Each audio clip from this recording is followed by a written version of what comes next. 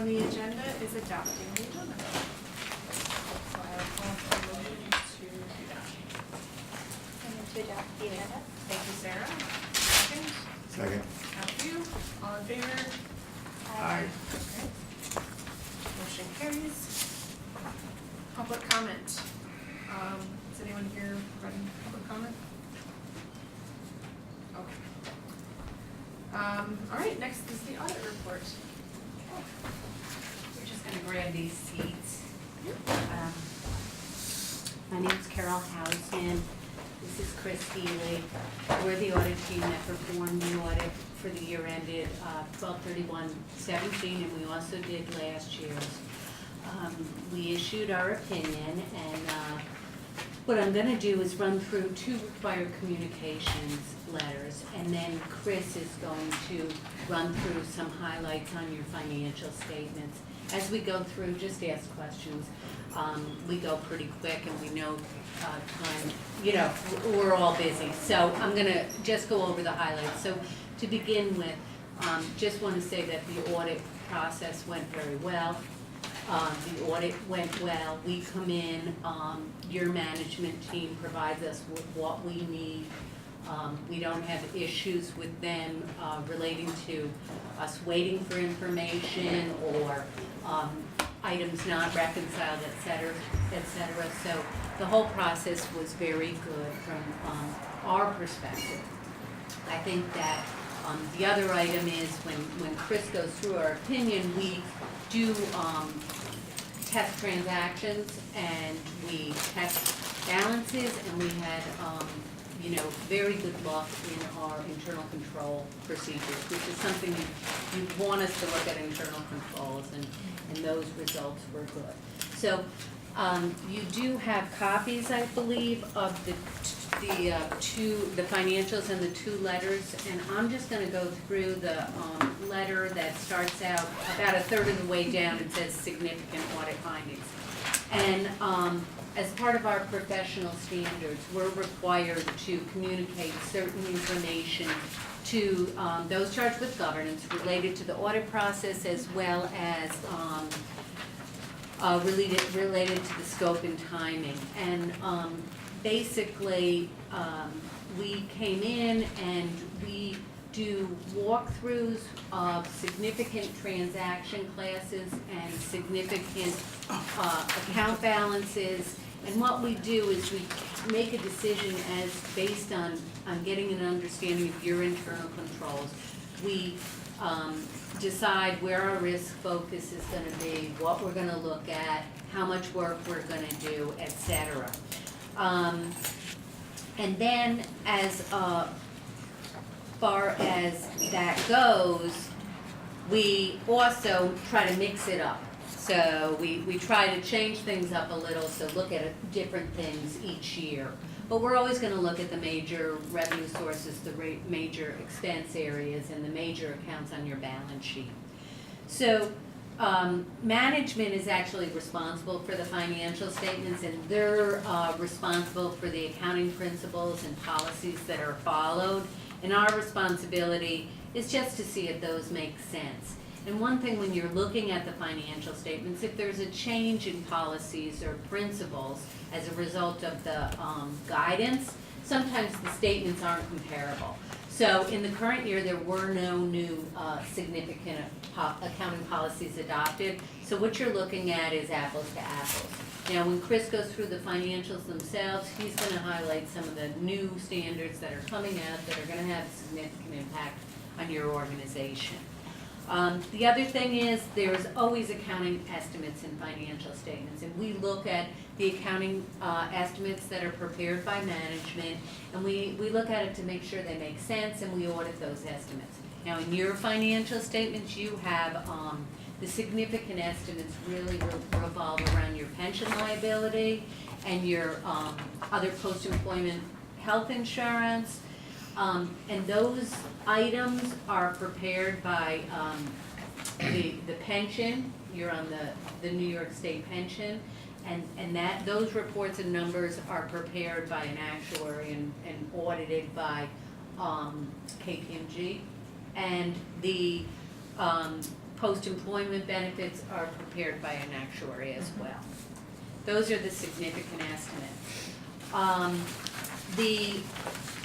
We look at the notes to the financial statements and the disclosures, and they're neutral, consistent, and clear. We had no difficulties in performing our audit in the current year.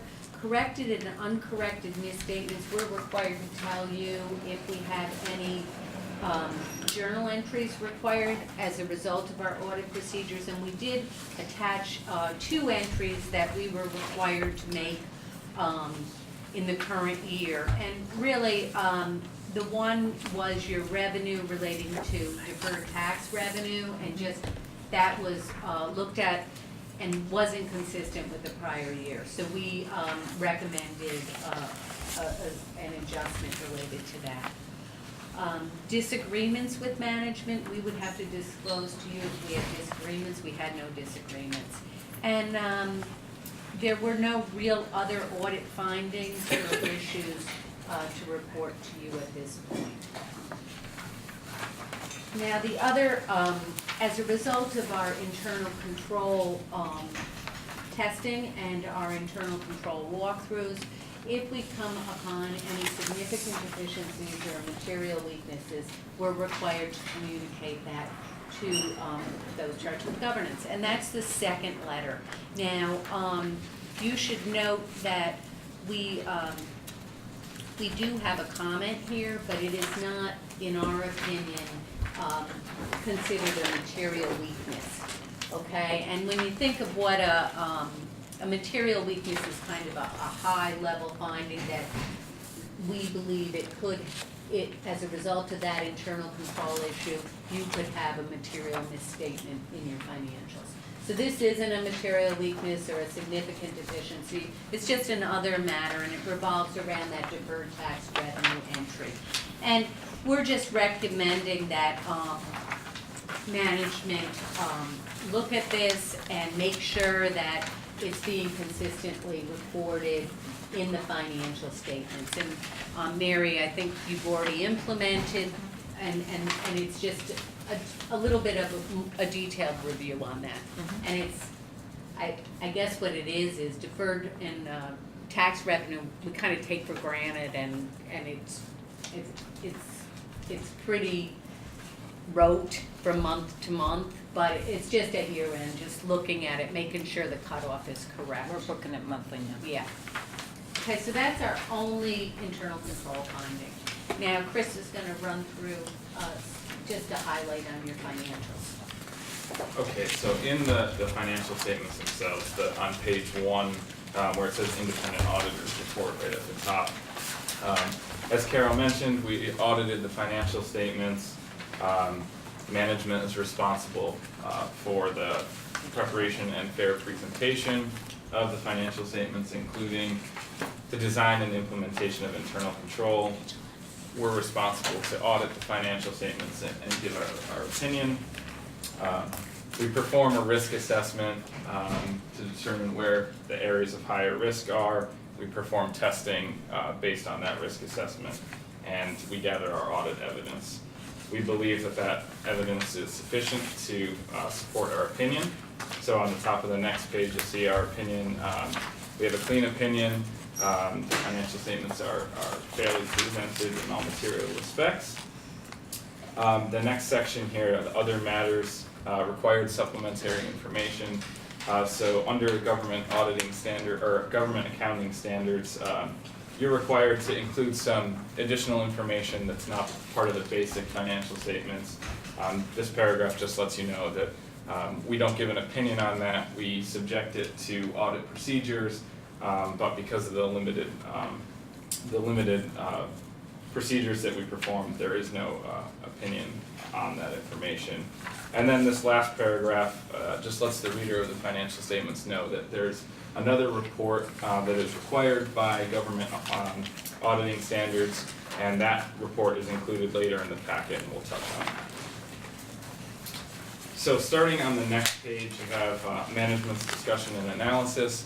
So this is an unaudited section of the financial statements, but what we do is we go through and make sure that there's no material inconsistencies.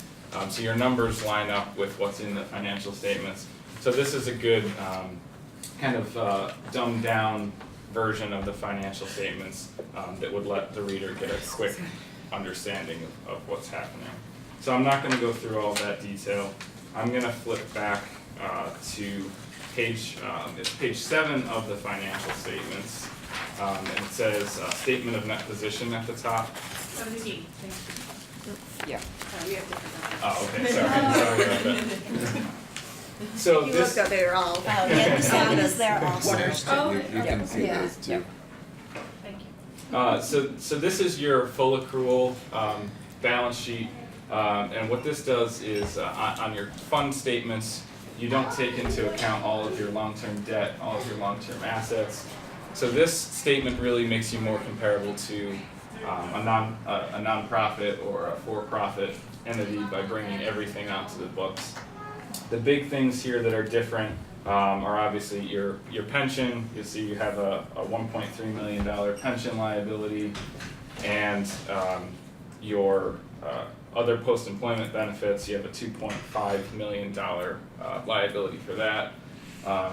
Neither of those things are able to be funded. You just pay it as you go. Like Carol said, that information is given to you by actuaries, but it's important to keep in mind. The next page is the statement of activities. So again, this is on the full accrual basis of accounting. It incorporates all of those long-term changes. So really the difference between this and the following pages is again those long-term debt and long-term asset-related items.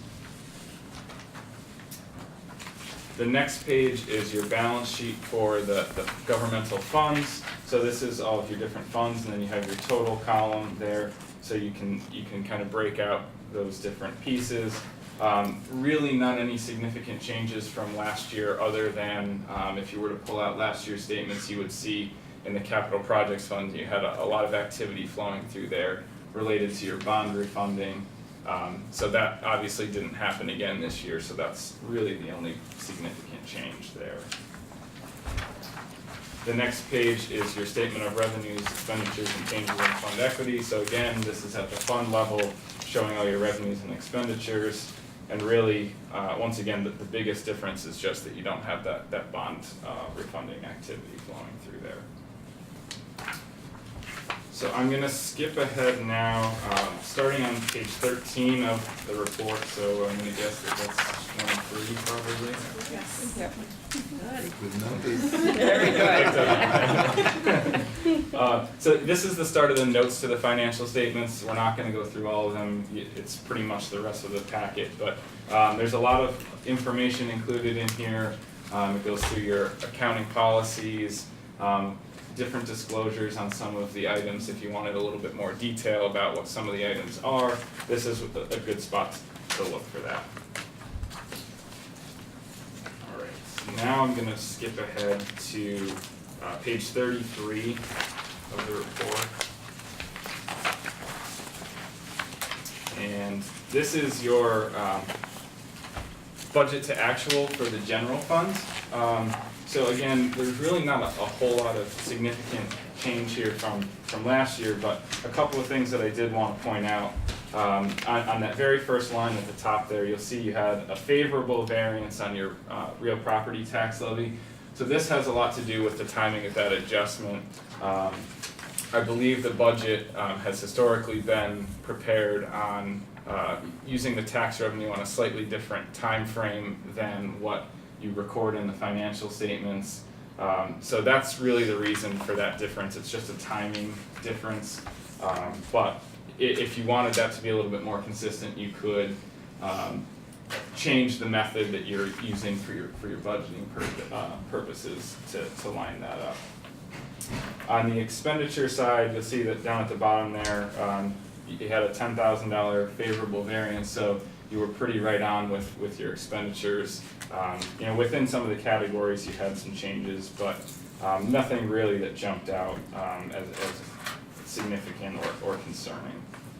So overall, after your debt payment, you had about a $60,000 $360,000 surplus over what you budgeted for, which was a $65,000 deficit.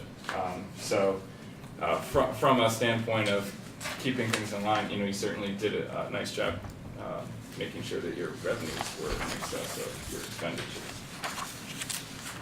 On the next page, as Carol mentioned, we talked about the OPEB, the health insurance liability.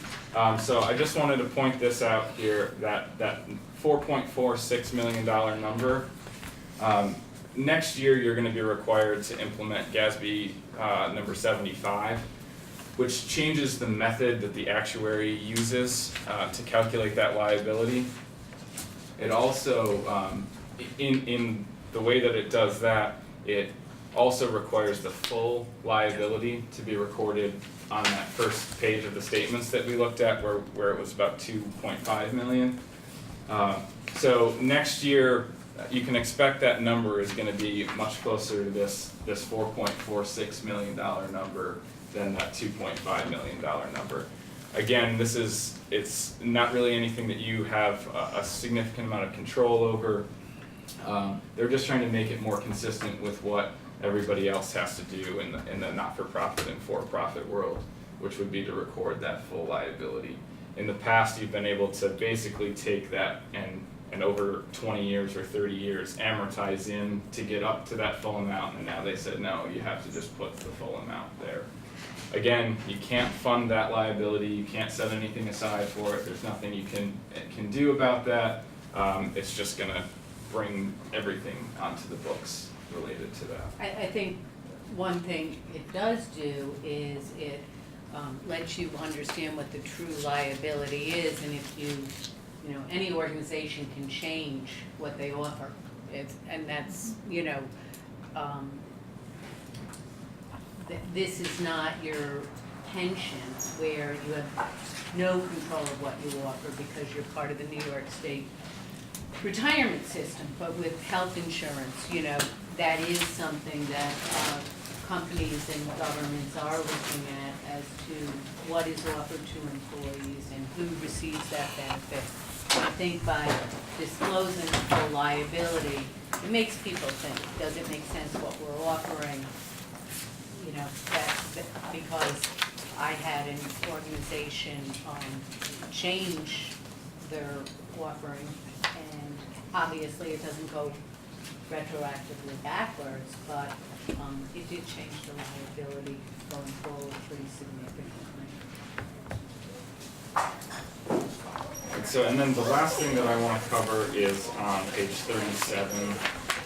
So this is the other report that was referenced in our audit report. So this is our report on internal control over financial reporting and compliance in accordance with government auditing standards. So again, this letter just lets you know that we audited the financial statements.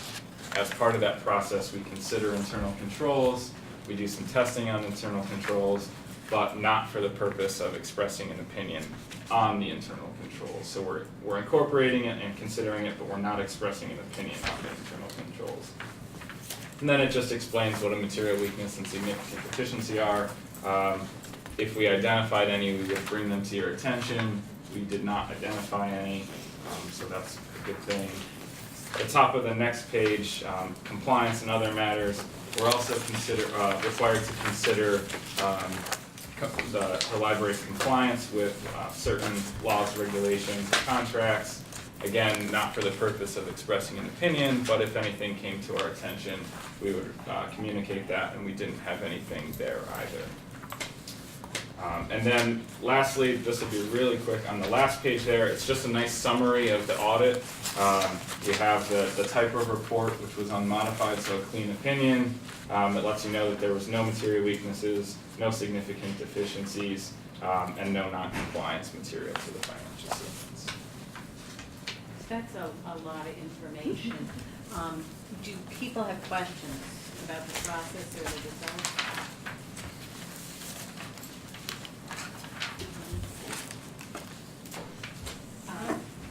I was going to ask a question about a variance on page 33 of the report. So the variance is the difference between the amended budget and the actual budget. correct. And so other places that it talks about surplus, I can't remember where I read it in the document. Is it referring to the variance or is it referring to the surplus in that net change in fund? It would be on, if you go back The to the page 10 of the report, the statement of revenues, expenditures, and changes in fund equity. This is where you have, this is all the actual results. So this back schedule is just a little bit more detailed to show you all the individual budget lines. So this one in the back is just the general Bless you. fund. It's just the general fund. Yeah. So the deferred tax revenue, where does that show up? So that is included on page 9. It's included, in the property taxes received in advance, in that 4.3 million. But it doesn't show up. It flows through the, anywhere where you see the revenue from, tax levy.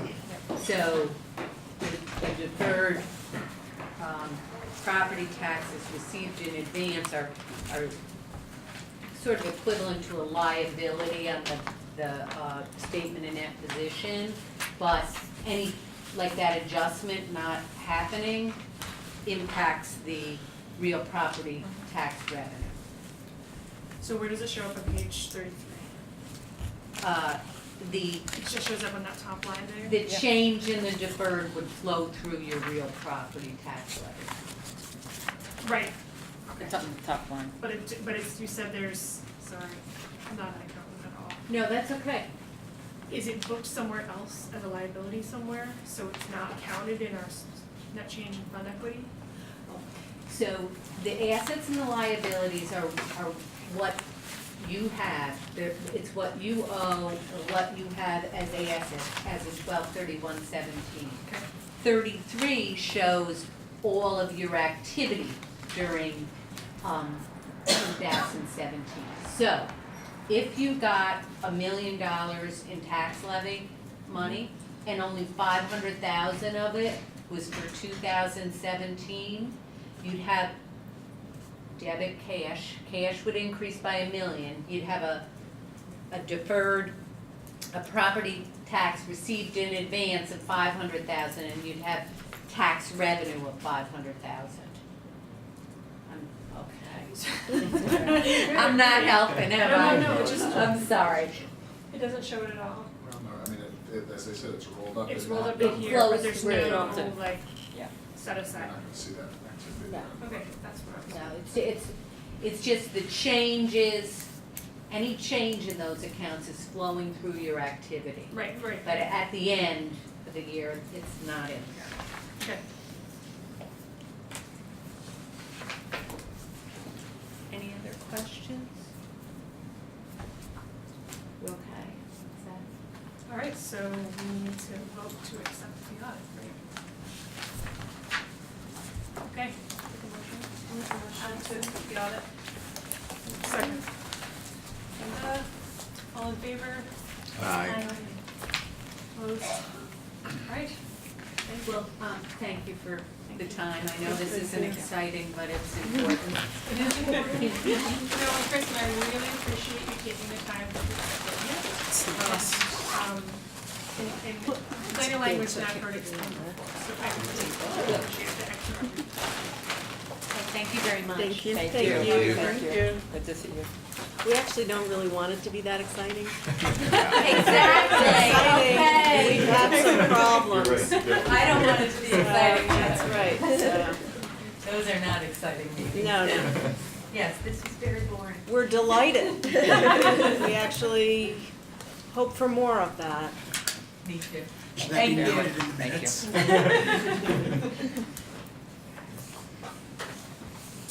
All right, next on the agenda is approval of the minutes from the March 13th meeting.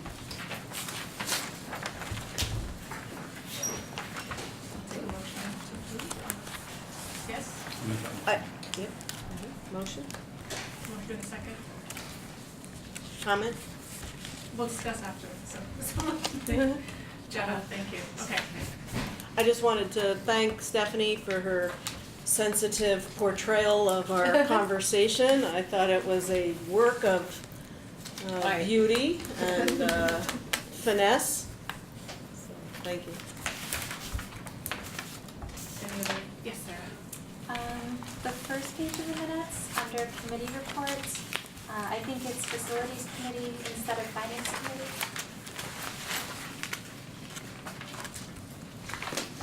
I think that's correct. Anything else? I thought there was a member of the public present. I could be It was what? She was. Yeah, there was a member of the public present, but it's recorded as no members of the public were present. The only person who's from just talking. That's correct. She's the Brenda. She's a member of the public. Do you want to record her as a member of the board? I mean,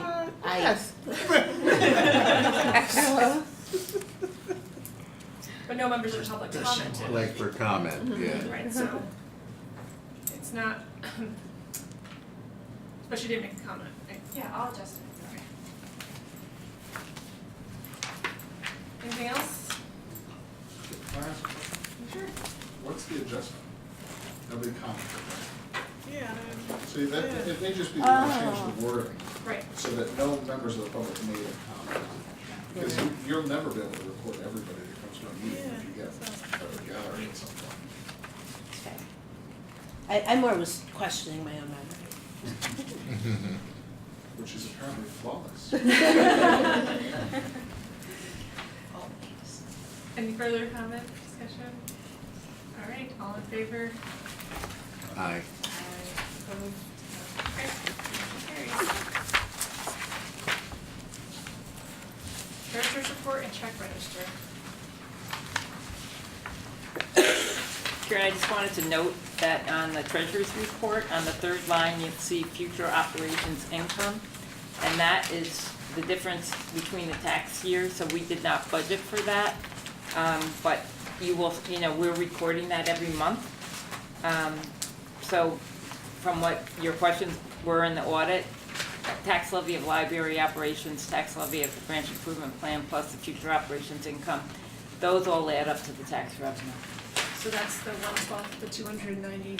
Yeah, but the difference now is in 2018, we would take the difference in the tax levy between 2018 and 2019, divide that by 2 for 6 months, and so for the total year, we will have additional future operations income of $85,572. So we will be booking that as a revenue source each month now, Should the budget pass, that's what you're talking about. should the budget pass. But- And if it doesn't pass, then that would change back. But what's added here in line 3 is from last year? This is So what- from what the is that? difference between the 2018 budgeted amount and the 2019 proposed budgeted amount. So that's what, so half of that gets booked this year, the difference between 18 and 19. I can take it offline with you to explain it, but this is, and if the budget did not pass, then you are correct. If we stayed at a 0%, then we wouldn't have a line of future operations revenue. So then what we're calling the deferred tax revenue is It's- that? It's Just called future operations. from last year, deferred tax revenue from 2017. So is that showing up? I'm pointing it out to you, yes, it's showing up in that third line. You just told me that it was the difference between the 2018 and 2019. It always is a budgets. difference between the current year and the future year. But I was asking about the 2017. Okay, but then that was in the audit, okay.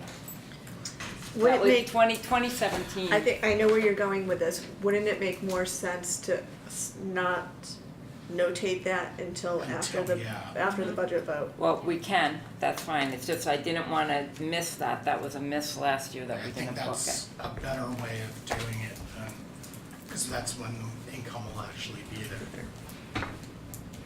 Yep. Okay, that's fine, we don't have to, we can revise the report and take it That's out. one question I have, but the other is if the future operations income, the deferred tax revenue from last year was we consider that part of our tax levy for this year, how is that added in? Or This was is- it not, it was just part of the fund balance? Look, again, the fiscal year of the school is different from the fiscal year of the library. Uh-huh.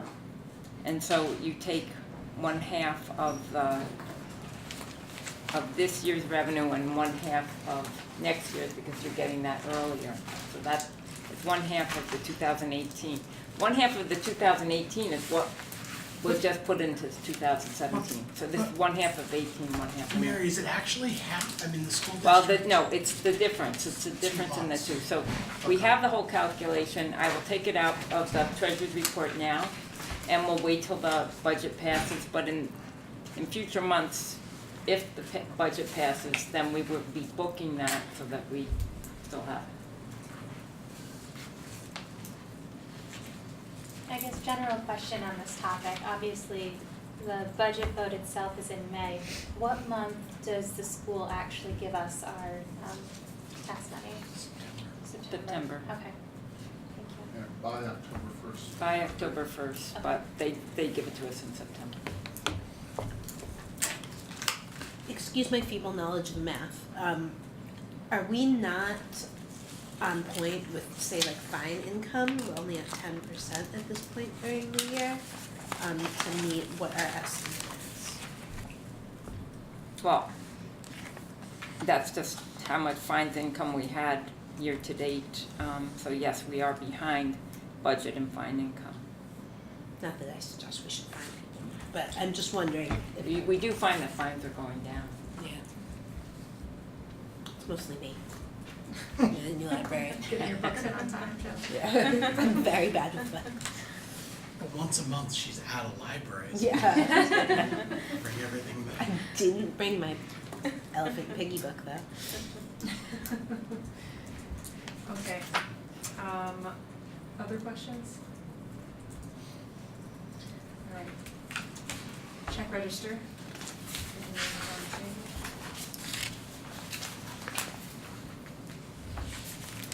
I had a question about the $53,000 insurance. Was that like a one-time? No, that's like a monthly bill. Oh, okay. That's a monthly bill That's on the just health me being insurance shocked for by all insurance. the employees. So we cover 100% of the deductible. So you will see that number jump up and down, I see. depending like, maybe Depending the what director's happens. wife's going to get foot surgery. You will see that number jump up because of situations. Okay. Oh, and we paid for all of the passes this year, or this year. Yes. Just, I saw the water board bill, I assume that's just the water, It is. not, no repairs, just the utility. Yeah, it goes into that category, but it's water. I just wanted to point out check 8322 and 8326. You'll see those are checks that are going to people. That's what we do is we reimburse their Medicare at the rate that they retired at. So you'll see those pop up every once in a while.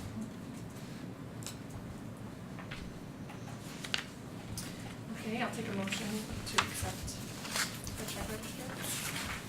Make a motion to accept the check register. Thank you, Brenda, a second, Alyssa. Any more discussion? Can I ask a question about 8321 Philip? That's who, I don't recognize that name. He is the gentleman who makes our logo. He designed our logo, and this one was specifically for a redesign for the Raising a Reader, which is very adorable if you get a chance. We're unveiling it next week at the baby shower. We've already Okay. And I think, $2,000 of that's gonna be reimbursed through the Charity of Choice funding that we're getting through this HP Workforce Challenge. Thank you. On a side note, he was the one who designed the Twitter logo as well. this bird's. Yes. Okay, all in favor? Aye. Okay. Thank you. Next. Committee and liaison reports, so Policy and Governance Committee. I guess I'll go. We happen to all be in a row. We reviewed 7 policies. The first one was the work schedule, flex time, and overtime, comp time policy for administrative staff. Previously, we wanted to remove that because we felt that it was obsolete, but our wonderful Bob over there took a good look at it and pointed out that the new policy, the administrative employee statement of benefits and compensation policy, refers back to this policy, so therefore we're just gonna leave it alone and we're gonna keep that because it is certainly necessary. We also looked at displays and public notice, and we just had grammar changes and to add the foundation. And Bob also noted that we have to keep a note in the event that the foundation, the friends and the foundation, in the event that they merge, we have to keep an eye on that, because that will reflect back on this policy. Board meeting in absence, we need a clarification, as Sarah pointed out, in regards to any given year. And we had a discussion about that, and we took that to Bob as well, and I guess we have to have a further discussion about that. Internet use, we discussed changes to the purpose to add the mission and some minor grammar and changing patron to customer and capitalizing internet throughout the policy. Nothing major with that particular policy. The social media, we had no change with that. Website privacy policy, no change. For our behavior policy, we changed the mission to add the mission statement into that policy, and Bob took a look at that as well and gave us great verbiage for that, and I guess we can talk about that later as well. And that was it. Should we talk about the changes that, Want to? the change, there's a question about the board meeting absence in the year, do we talk about that now? Yeah. Talk about that, I don't know. You Usually broke this- we broke talk this when meeting we- up so good. Under new Okay. business, when we go through the okay, policies. sounds good.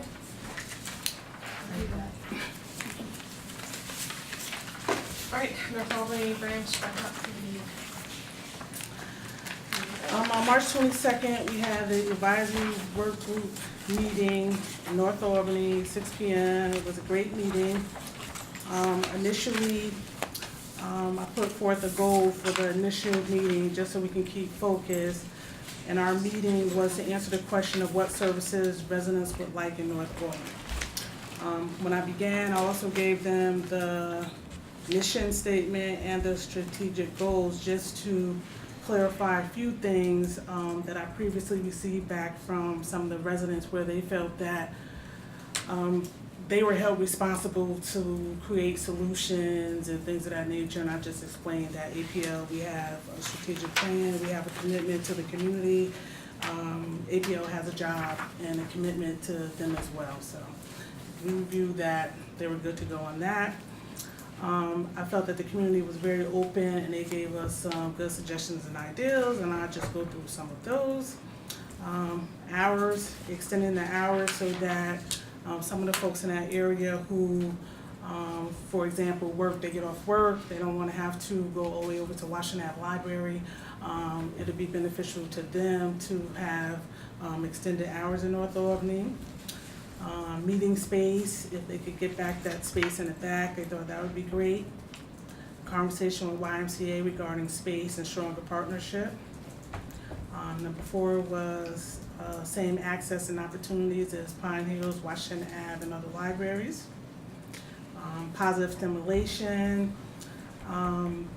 They were thinking about the youth in that area having to travel to another library, whereas if we had more resources in North Albany, we can keep them right there in their neighborhood, you know where they are, and you're safe and it's walking distance. Another idea was a women's group. One comment, closing is a disservice to the community. Another person brought up distance and transportation to other libraries as a concern, as far as safety, the cost, and other things. Someone would like, or a few people spoke about larger selection of books, and one resident spoke about how she brings her granddaughter to North Albany because they still have a love for books, and it's not so much for them the internet, it's the actual feeling and smelling of an actual book, and some people still love books, so you can't forget about those folks. Engagement was another issue that came up for us in North Albany. When you come in, they would like to be greeted, engage the people that come. You may run across some folks who do not know the resources or even the layout of the library, and if you engage them, then they're more apt to come back. One young man said that the staff is helpful, although they may not engage, but once you approach them, they are very helpful. Robotic activities, STEM, scientific activities, they would love that. Spring break activities. I was surprised, volunteers, a few people mentioned about volunteering. Programs to assist and help develop independent businesses and entrepreneurship. Small business projects, especially with the youth and teens.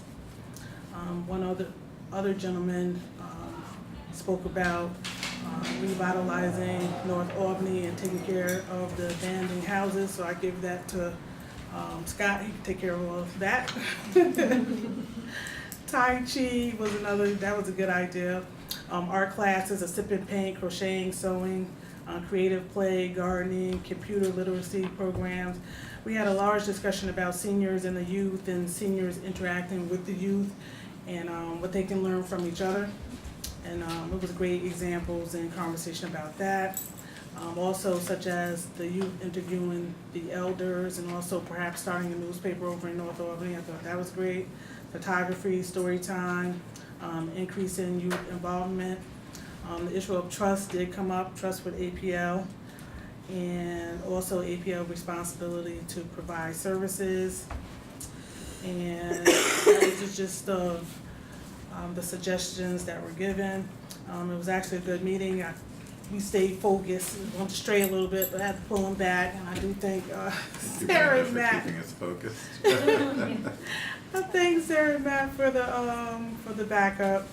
And for our next steps, we wanted to follow up on the Hope 6 project and see where that went, to see where we go from there. And I also must add, I strongly oppose closing of the library, in case you didn't know.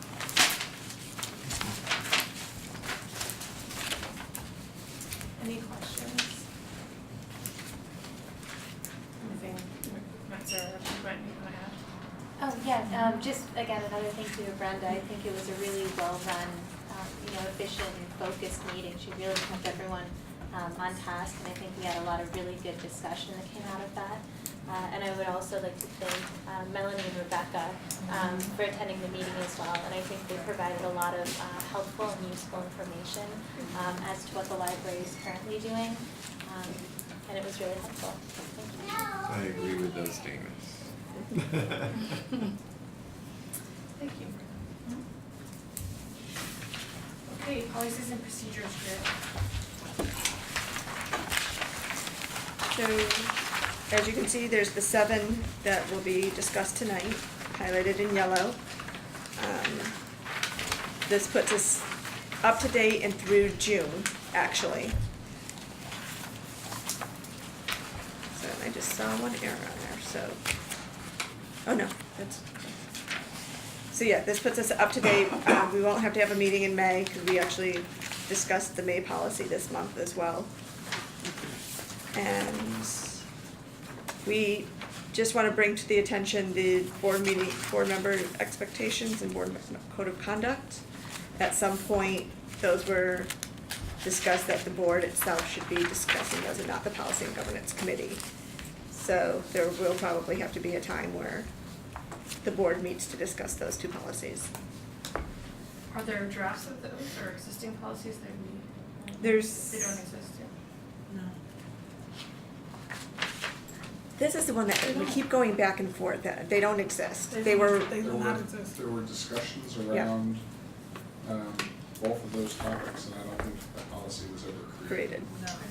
At least I have no Question on that.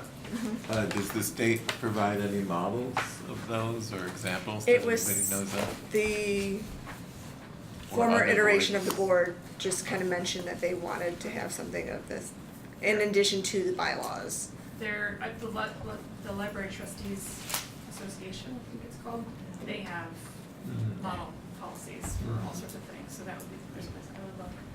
And I think that this is something we discussed at the executive committee, and I can propose that the executive committee kind of looks at these and then we can bring it back to the full board. Does that sound?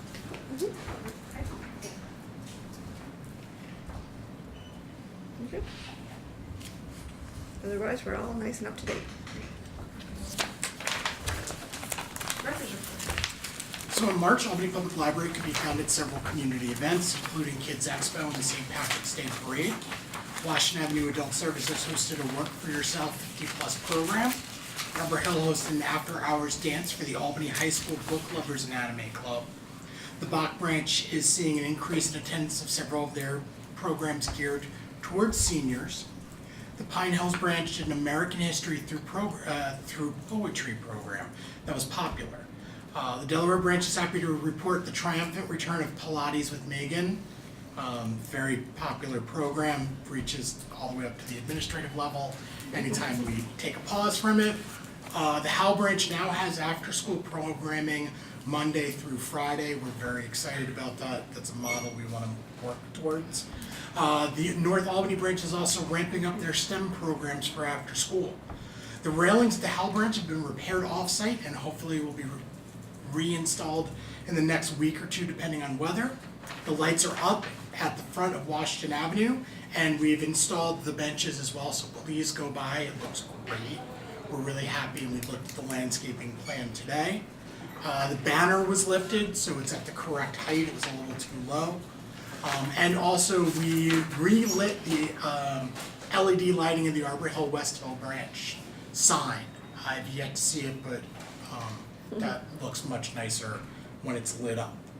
The numbers, APL's overall program attendance is up 3% over this time last year.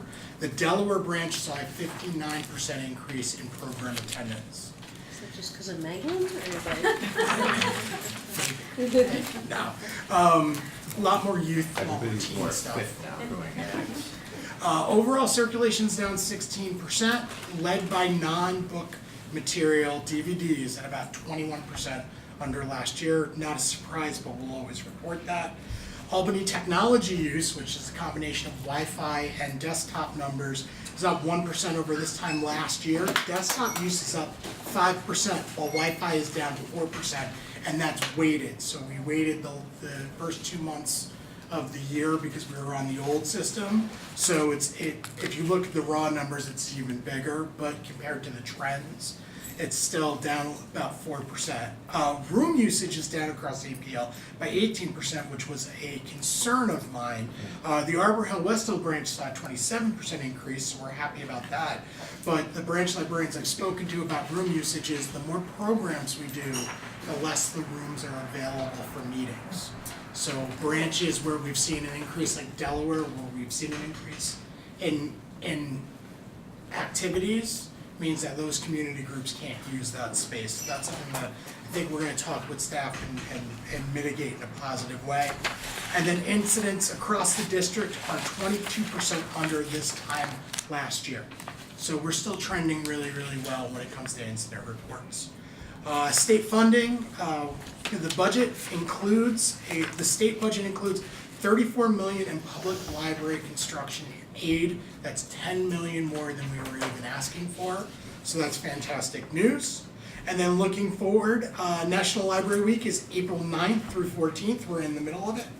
We'll host several related programs across the district. We will also host close to 24 spring break activities for kids and teens on April 2nd through 6th.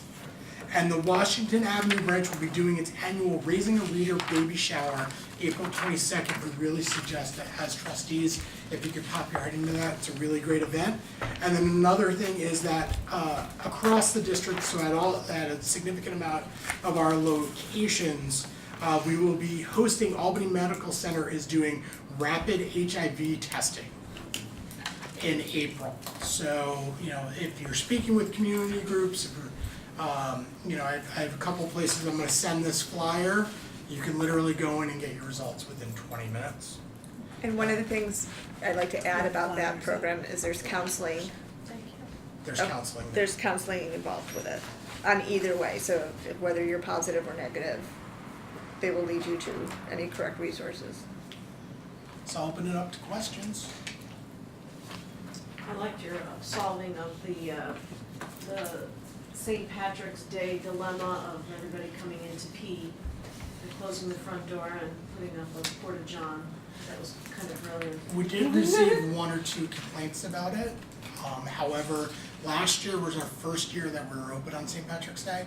I basically was the doorman / bouncer, and realized that we just couldn't leave that door open during the parade. And then while driving, because I was the driver for Bleecker through the parade,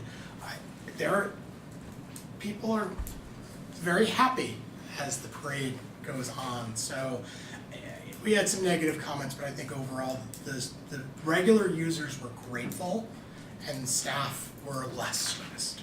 Excellent. Thank you. And remind me how many neighborhood associations you've been to? Well, there's a report later. Oh, there is. There should be. Update on 2017 community report and 2019 budget presentation update, second. So I wanna appreciate your charts. I liked them last month, I think the changes that you made, I've improved them, and I like them a lot, they're really helpful. Talking about the room usage made me wonder what you're measuring here. Are you measuring the number of bookings? Yes. Okay, so maybe that probably isn't there isn't a new deck, but maybe there's something to think about. Well, so the way we report room usage is study room usage and room bookings by outside non-library meeting groups. One of the numbers that's actually, the study rooms are down. We can't figure out if it's from lax reporting, but also we have the 2 study rooms at Washington Avenue are closed because they're being used by the construction outfit that's doing the front of the building. And we think those are always busy, so that's like, sometimes up to like 10 times, 12 times a day. A day, yeah, we're probably missing those So numbers. that's definitely hurting our study room usage. They were supposed to be out, but the project's not done due to weather. How long have they been closed for? About a year. Yeah. Since the project started out front. Yep. I can easily pull those numbers of combined room usage of how many times the rooms are being used for programs versus, Yeah. but unfortunately, I won't be able to pull past numbers because it's on the old system and we don't have access to that anymore. I don't think that's necessary. And that's kind of a different usage. Yeah. Individuals and organizations, right? Because mostly the meeting room, the study rooms are, individuals are tutors, right? Well, and are we getting complaints from the public about lack of availability, or? We always do. Because we could always have more. Yeah, because we could always have more. So, are we turning down a lot more groups than we were? No, I'd say we're actually turning down less right now, because we've also, because of some staffing changes, as long as one of the after hours meetings is happening at Washington Avenue, we can then accommodate 3 rather than 2. So that's opening up an extra room a night. I did have to deny Sarah a room earlier today, but was able But I to got switch it. her to another room. I booked So 2 we're rooms, we're so doing that number's that. going up. We're doing that more often, where it's not just a straight, sorry, it's an after-hours meeting, we're out. We already hit our 2 max limit. We're now going through back and looking at our open branches to see what's open to suggest alternate locations. Oh. And And a lot that of was people are, easy to go in and rebook, it was very easy. and a lot of people are taking us up on that, so. The slider is a bit of an adjustment. They've told us we're not the only organization to complain about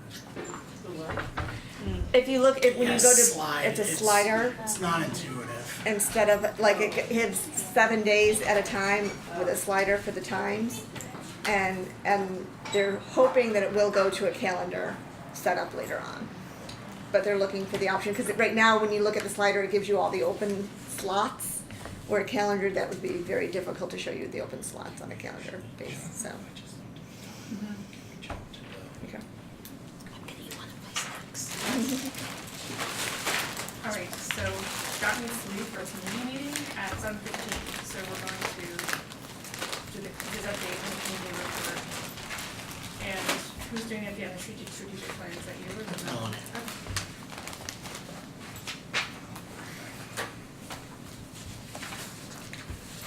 So I'll be circulating around, here's the community reports that we have left. I made a copy for everybody, please let me know if you're able to attend. So far, the administration has presented the annual report and 2019 budget to the Sheridan Hollow, Arbor Hill, Center Square, South End, Eagle Point, and Center Square neighborhood associations. So far in April, we have presented at the Pine Bush Neighborhood Association where Melanie and I basically crashed the party. We had 2 meetings canceled, Helderberg and Upper Madison. Upper Madison's been rescheduled. Upper Washington. Upper Washington, yes, thank you. This week we will be presenting at Beverwyck, New Scotland, Upper Washington, and the Delaware Neighborhood Associations. We will also be presenting to the community on university and community relations, which we did last year as well.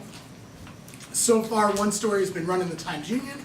The executive director was on the Altcast, and I will also be on the podcast Focus on Albany, which is kind of like the Albany DIY news. And we'll be reaching out to other, other members of the media, hope to get a little bit of coverage. We plan to do a video presentation for our YouTube channel by May 1st, and we will be doing a Albany-made episode about the budget as well. So we're trying to get the word out there as much as possible. And to be honest, the response has been fairly positive at every meeting. So, feeling good. Hopefully it doesn't jinx me 15 minutes from now. Questions, comments? Matthew, go ahead. It's one of them says Thursday, April 11th, and one says Thursday, April 12th. So. And that was a, Is that the same day, or is it Friday, like? I mean, It was a Committee Wednesday, on the the- 11th, to Thursday, April 11th. Delaware, And then yeah. Thursday the 12th, yeah. And one of them is the same as the workplace event. So the Upper Yes. Washington is So I'm, April 11th. there's a Wednesday, New April Scotland 11th. is Wednesday, April 11th. The ones that say April 11th and Thursday should both be Wednesday, April yeah, 11th. they're Wednesdays. Sorry about that. Yes, there are 3 that night. As well as our, Workplace event. Alright, so, you thanks for again. clarifying that and noticing that. Everything on Monday. Oh, well, isn't the awards thing too? Yes, it is. Yeah. So how are you managing all that? We did it last year. I show up for a little bit, shake the right hands, and then out the door. Oh, for the award? because We most always- of the other things are at 7 o'clock, so we usually are there for the award for the Yeah. first 2 hours. And we have a line of succession in Kate because Melanie will have to leave as well for the Upper Washington. Washington meeting. So we have staff assigned. If I'm there, I'll get the award. If I'm not there, Melanie will get the award. If both of us aren't there, then we have a senior staff member who's retiring soon that we want to give the opportunity to receive it. Well, that is a crazy day. Yes. I have another question. Okay, go ahead. What is the LaSalle Hanner Center on It's- Western Avenue? Like Western is long. So, it's LaSalle School, which is Oh, right across okay. from St. Rose. Oh, right, okay, behind the high school. Yes. So you'll notice on the handout, there's some spaces where trustees are signed up to go. I encourage trustees to make sure that the staff are not there alone at each of these meetings. And I also encourage each of you to go to at least one if you have not already, and thank you for the ones who have already signed up and have gone, but, there's a few that have some gaps. So, thanks for your support. And this document will be fixed on the drive and it's accurate on the calendar. Okay, on the calendar. The Bot board calendar. The bot calendar. Great. Okay. Should we, do you wanna, which would you rather listen to, the board and meeting evaluation or the strategic plan? Got 5 minutes, it's whatever you guys wanna do. Okay. I leave Well, in the middle of it. just really not. I'd like to be here for the quarterly eval. Okay, well, let's do that. Document that. So, thank you all for, is that slide up? Thank you all for your honest comments of the board meeting last time. I know it was difficult and it wasn't particularly pretty. And actually I think some of you were really nice about what you said. And so we definitely have some work to do. And as I said in the email earlier that Bob is here, I know there were a lot of concerns about how things went, both in the March 6th meeting and the March 13th meeting. So if any of you have questions about how that went for Bob, like, definitely ask him now. Of course, you can ask him other times as well. So the comments were more positive than I expected. And I know that there's some information that needed to be distributed beforehand that wasn't distributed. And that was difficult for all of us. Several comments about the budget process, that was definitely an issue and that was not confined to that meeting. And so I think that we need to have some discussions about the board and staff and finance committee meeting about the process and how we can make that better for next year.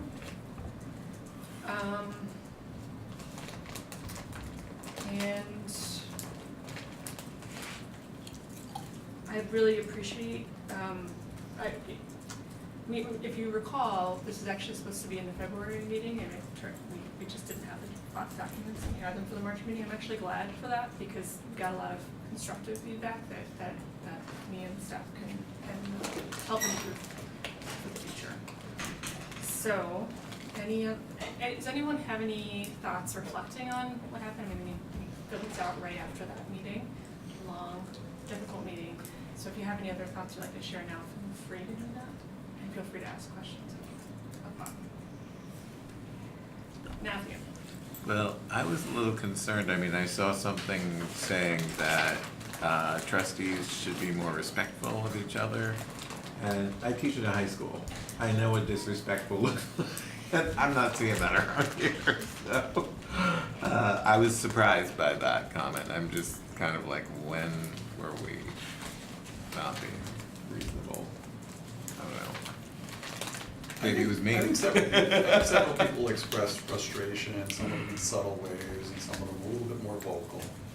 But I think there was a simmering frustration among several people. But I also agree that people were generally civil, but there was frustration. Kind of part of life. Absolutely, especially with I budgets. don't know where that's disrespectful, but okay, anyway, that's just a question I had, cause I was a little surprised by that. Thank you.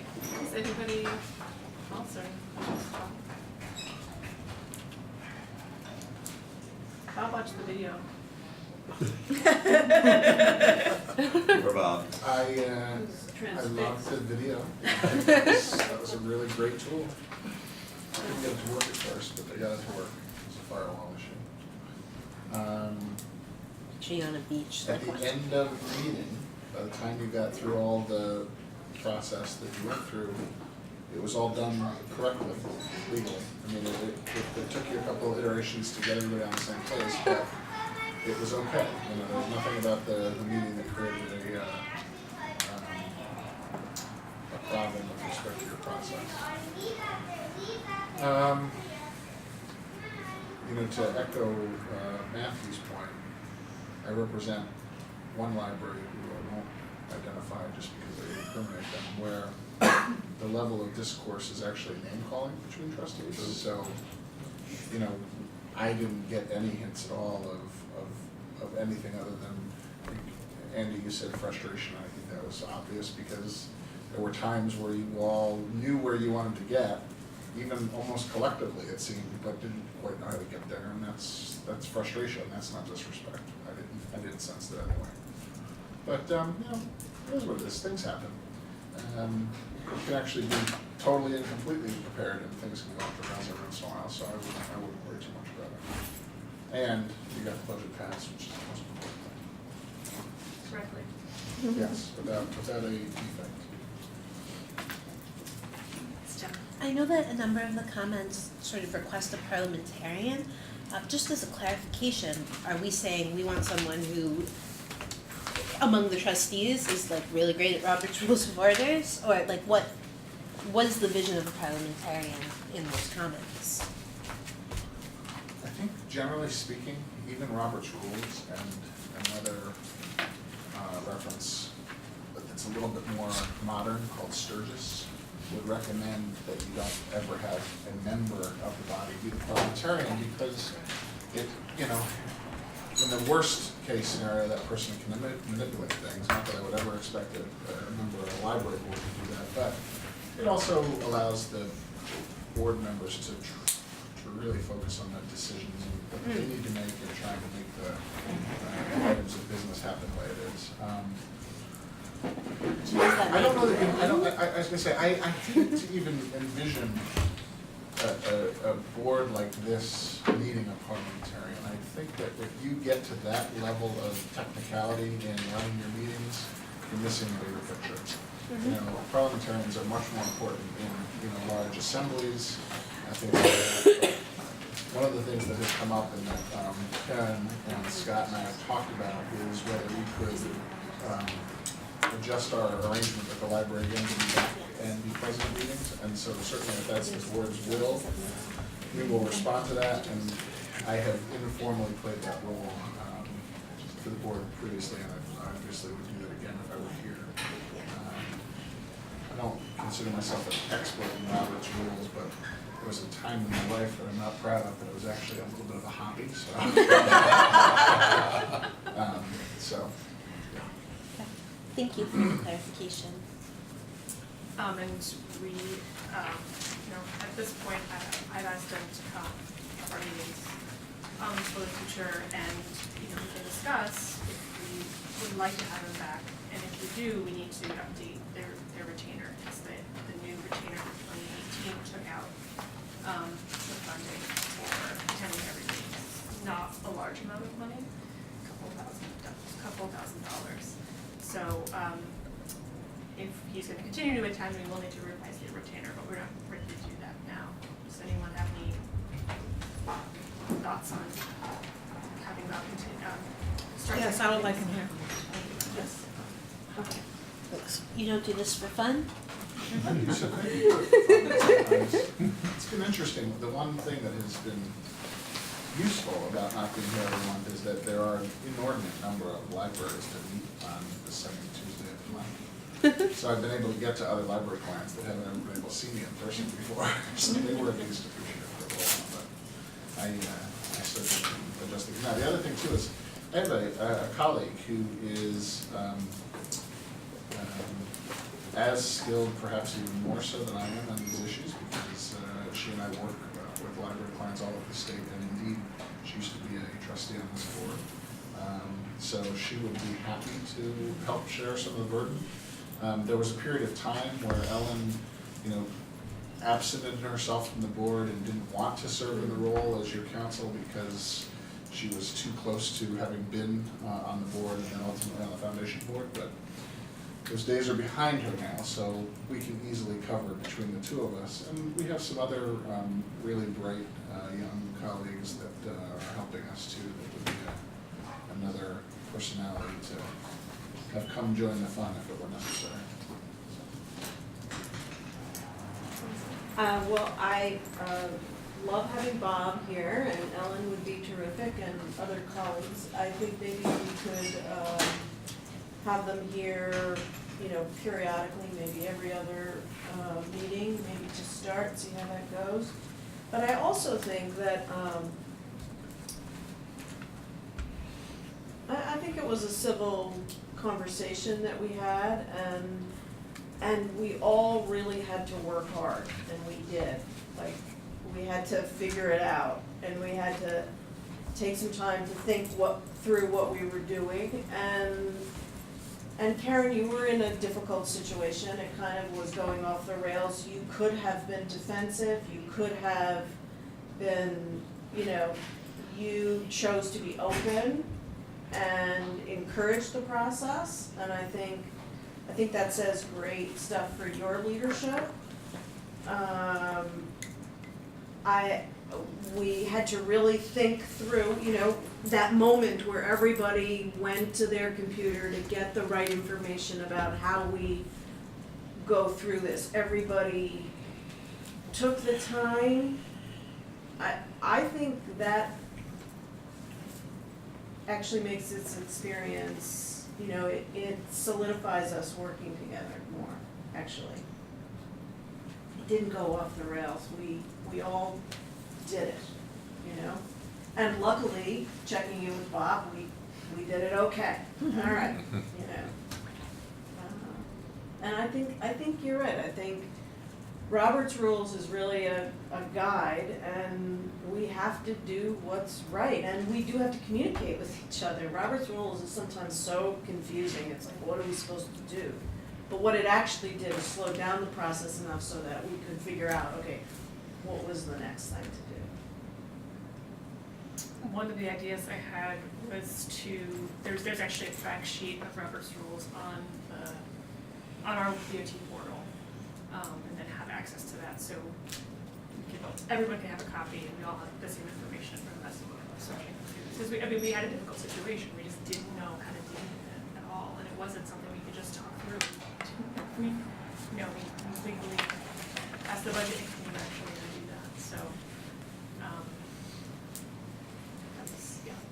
Maybe kind of a middle ground, having someone at our meetings for budget discussions and things that we know, topics we know ahead of time will be tough discussions, and something could potentially, we could get stuck on, so maybe not having someone at our meetings every month, but around budget time, or, you know, whenever we have another large topic that could be legally tricky. I will also say that you may not be aware as new trustees, what Bob did come to all of our meetings until I became president. It wasn't me that made that decision. That's just when it happened. So that was a new thing. Okay. And so the trustees who've been on the board longer had the experience of having Bob on board. And I found it, as someone who's served on boards in the past, I found it really helpful because I often find us, you know, when we had an attorney around when things, not that everything ever was an issue, but I think it's nice. And my preference would be to have him for at least a few months while we get ourselves back on track. And then definitely around budgets. And that was because it wasn't just the 13th. I don't think it was just the meeting on the 6th. But we really could have used an attorney there because we didn't know If we passed it or not. And that was what led to the meeting we had last time. Well, so, there's 2 more meetings left in this. It seems weird that we didn't got a calendar retainer with you guys, but I haven't looked at it, double check that. Okay. But you're right, I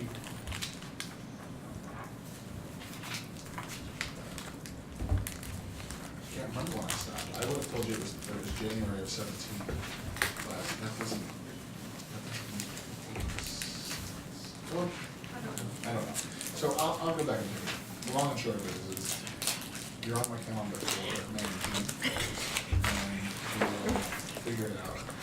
As I told Scott and Karen, the amount of money money that we would add to the retainer to cover the meetings. It's not a large amount of money, it's just, you figure the meeting is gonna be about 2 hours each, and, I usually try and spend an hour to 45 minutes to an hour before the meeting reading through this packet, making sure there's nothing in there that are obvious pitfalls, routing the bylaws if there are things that would affect the bylaw, and just making sure I'm familiar with those issues. So, you figure you're talking about 3 hours a month. So it's not a huge change to what you're doing, but it was a savings for you when we took that out. I think we probably were able to reduce your annual retainer by $4,000, $4,000 or $5,000. Sounds right. When we took the meeting coverage out. So, and we said we'd always come if we needed it. So. That was the best part of the video. I was like, feel myself,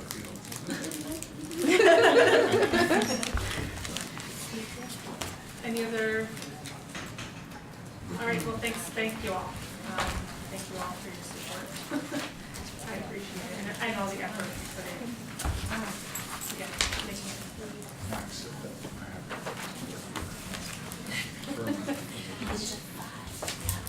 maybe you can. All right, I gotta find each of them. Update on the strategic plan. So, in your packet, you have the formatted and branded strategic plan. Hopefully none of it's new to you, since we kind of worked on that together.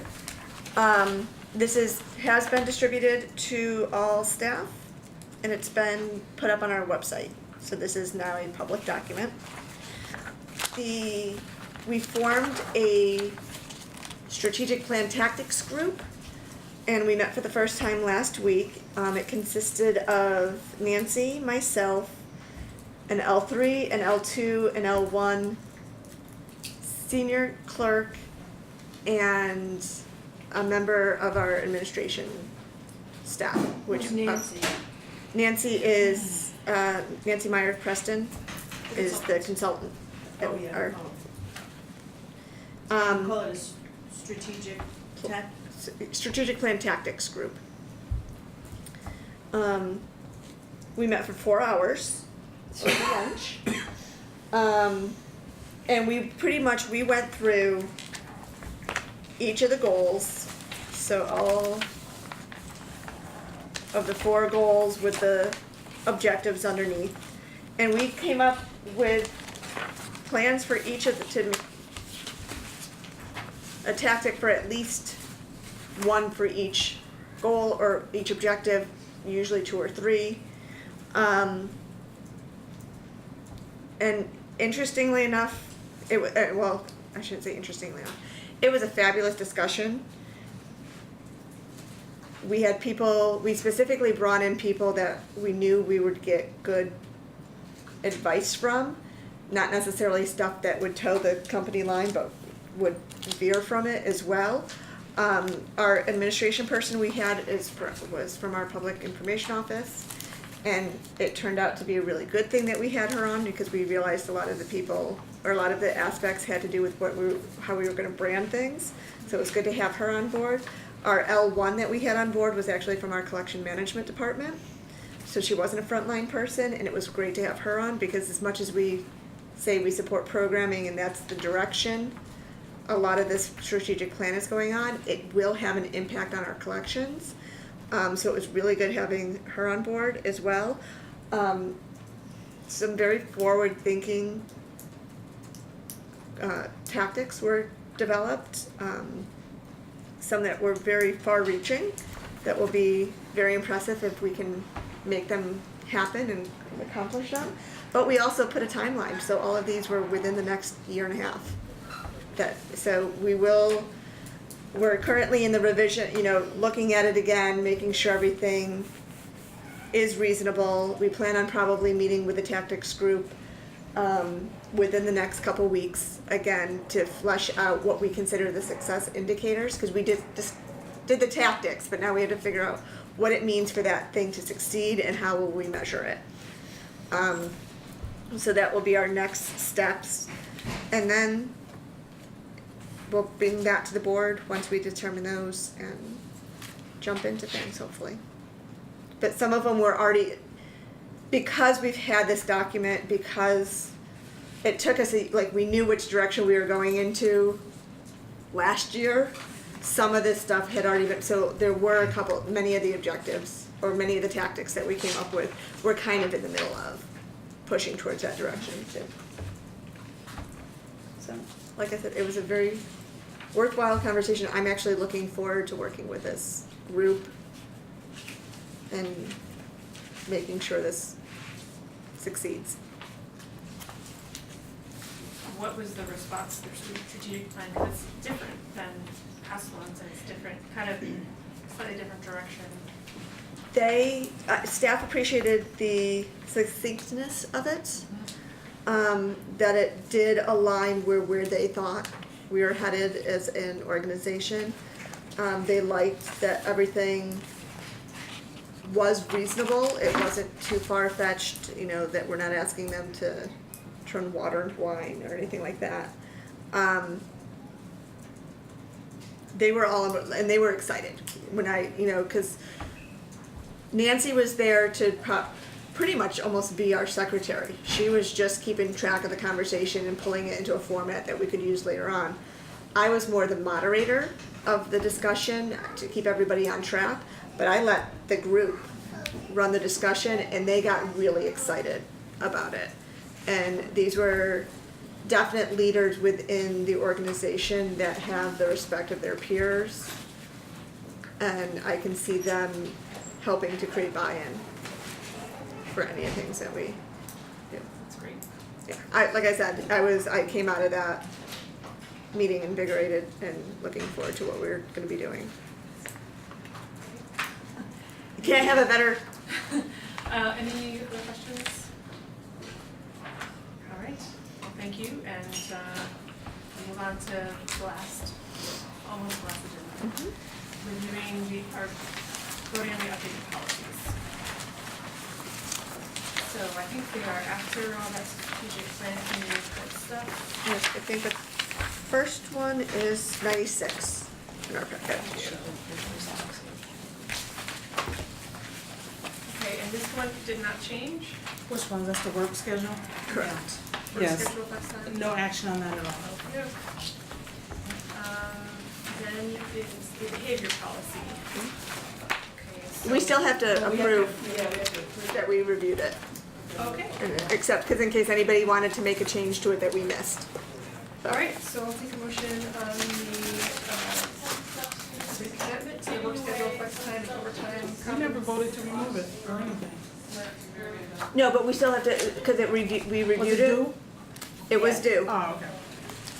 Well, and is when the committee brings it the first and we Yes. just need a That's right. second? You're Yep. correct, thank you. All right, so I use second for the recommitment to no changes in the work schedule, flex time, and overtime, compensatory time policy for administrative staff. And the members of the That committee not- cannot not- second. So this I'll is- second that. Thank you, Alyssa. Okay, any discussion on that? All right, all in favor? Aye. Aye. All right, motion carries. Behavior policy.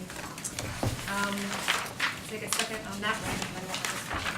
Okay, so Do you wanna slow down? Oh, no, go ahead. You sure? Okay. Okay.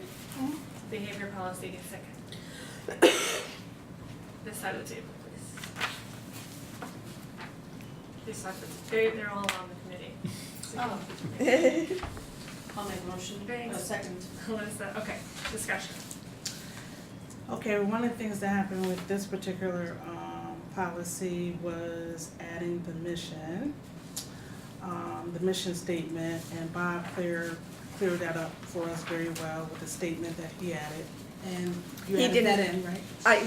we did not because this was all printed Oh, before okay. he got his thing. So- So his, Instead of the mission, as is, Bob suggested we add the Albany Public Library to facilitate, here, two facilities, did you write it down? I got it, yep. The To Albany be Public used Library. primarily for library purposes in accordance with the library's mission to educate, entertain, and empower the community. So it's pretty much in accordance with the library's mission 2 is what we would be adding to what is on this. So just undo the strike through and keep what we added. And there's the word mission. Well, it says, so Yeah. where the strike through is for library purposes We only, just cleaned it up for us. it would be in accordance with the library's mission to educate, entertain, and empower. Right.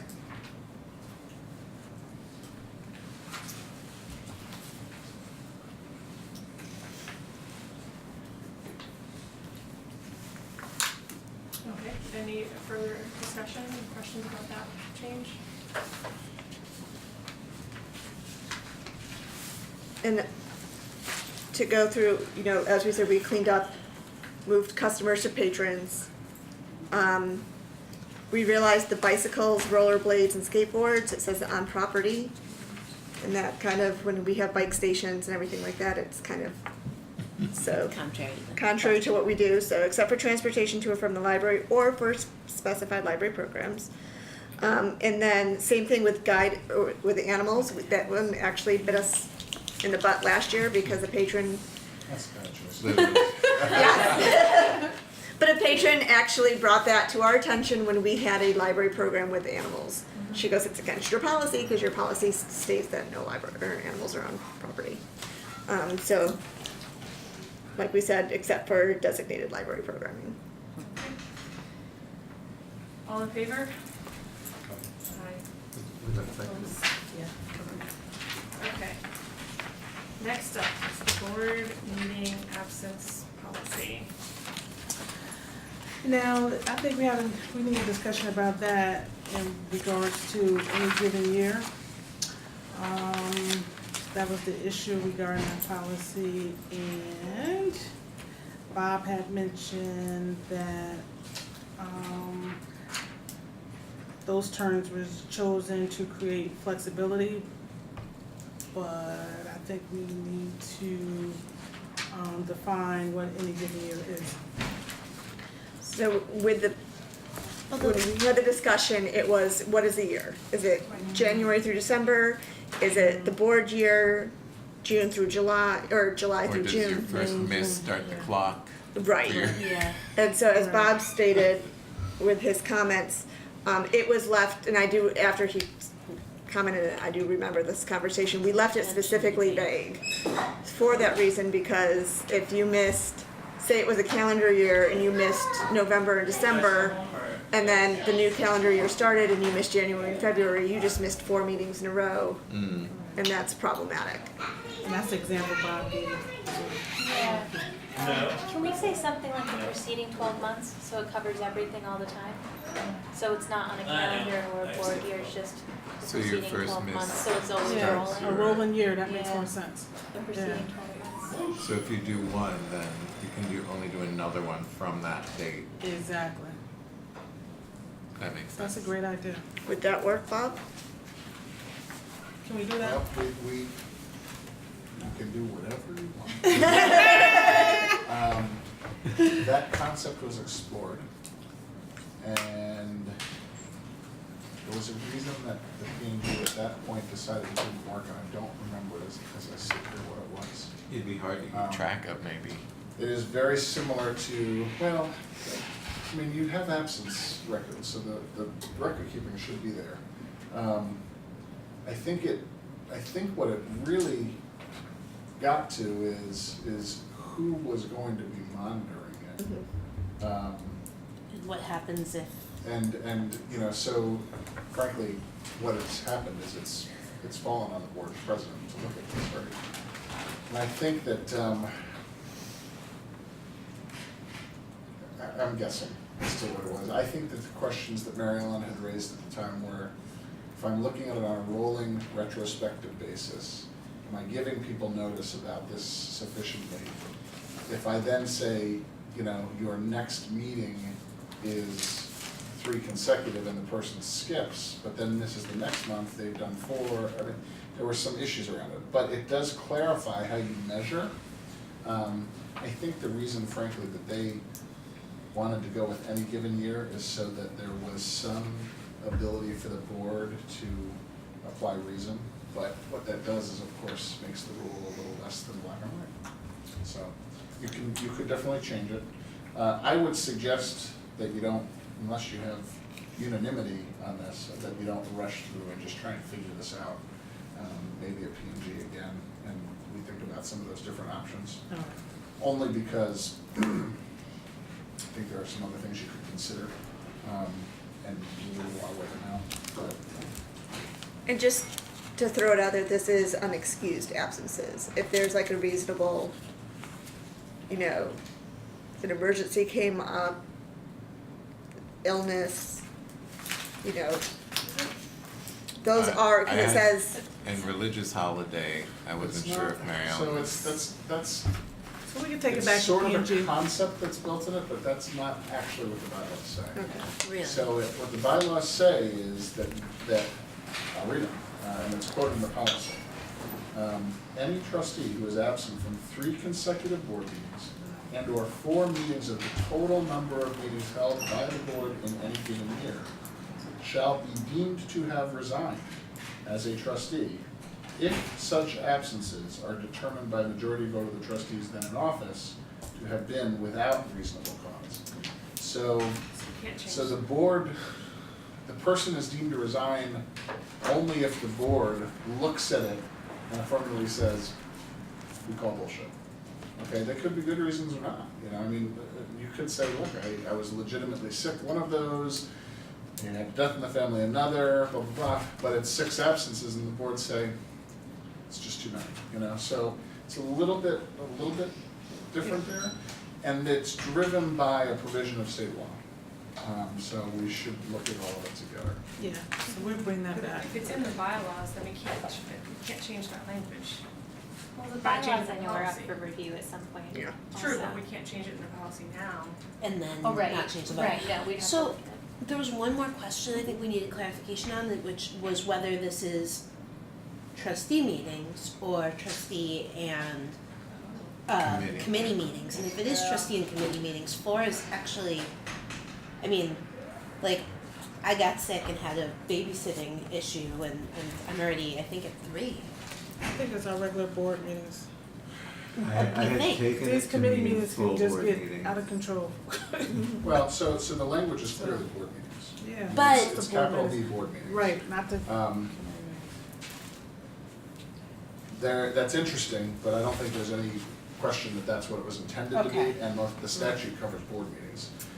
What's interesting is your policy already sort of adopts the thing that Sarah suggests, even though the bylaw provision talks about the any given. So maybe you have the best of both worlds, because your policy is defining a standard that is slightly more clear than the bylaws do, and that's okay. What the policy can't do is be stronger, more, more, Punitive. yeah, than the bylaws. So, it may be that we're okay when you all look at it, but I hate to have you guys do this on the fly, especially when it's something that, there's obviously some questions about. So do we table this one? Yes. We kick it back to Comes committee, back to right? P&G. Take it back to P&G for their And next it's meeting, there. and they can. Does that require a vote for us to say that's okay? I mean, I agree with doing that. Yeah, good, move the table, or the P&G committee could Okay. withdraw its recommendation, whatever feels right. We'll withdraw our recommendation. Okay. So that's back to P&G. Second. Did you have a second that? It's taking it Okay. back, and let's just note in the minutes that it'll get thrown up again later. Okay, displays and public notices. Can I get a second for that for discussion? Thank you, Allison. Okay. And for that, we just had some grammar corrections. We added the word foundation in the bullet under policy. And Bob made a note that we need to add on the grid the change we may need to make if foundation and the friends merge.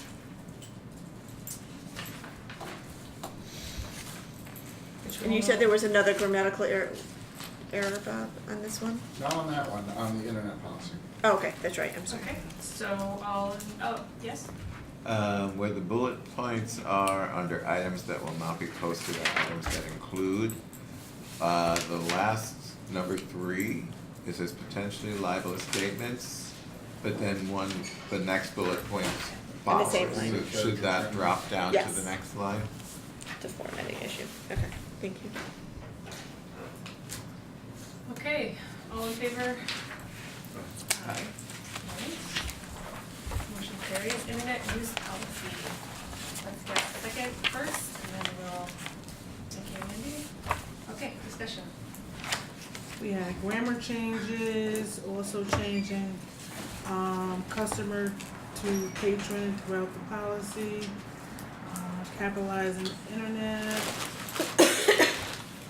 Short discussion on filtering and reasons why library does not filter. In case someone wants to bring that up again. And the mission added to the purpose. And I think we had some more typos, I think. Was it in the first line? So if you The take a D. look at, if you take a look at the heading, even when you take off the red line, that is not resolving to say internet use policy. I don't know what's going on there. There's just some Okay. coding issue. Mhm. And then in the first line, as Sarah points out, The D. there's just some extra characters there. There's a quote and a D that don't seem to be right when you take the red line off. It's referring to a goal of some kind? It's referring to back to the strategic plan, because the Ah. previous iteration of the policy referred back to the previous strategic plan, so we wanted to align it with the current strategic plan. Okay, can we say that? Well, that's what Put the verbiage in there. That's From what the- like- to enhance the library space, tools, and resources as a platform for community learning, creativity, engagement is the verbiage from. I And know, that's from the plan. I hear you, but why don't we say, The reference in. yes, put the reference in, so Albany's 2018 to 2020 strategic plan goal. Just so.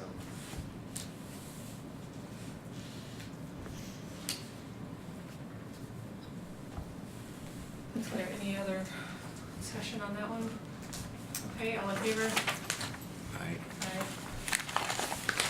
Okay, it passes. Social media policy. I'll take a second before we discuss. Melissa, thank you. All right, We had no change. okay. Any questions? All right, all in favor? Aye. Aye. Passes. And lastly, the website privacy policy. Matthew, seconds, thank you very much. We had no change. Discussion, no change, any discussion? Okay, all in favor? Aye. Aye, motion carries. Thank you very much. Is there any public comment? No, all right, we don't need executive session today, take a motion to adjourn. Make a motion to Andy? adjourn. And Jenna, second, thank you very much, guys.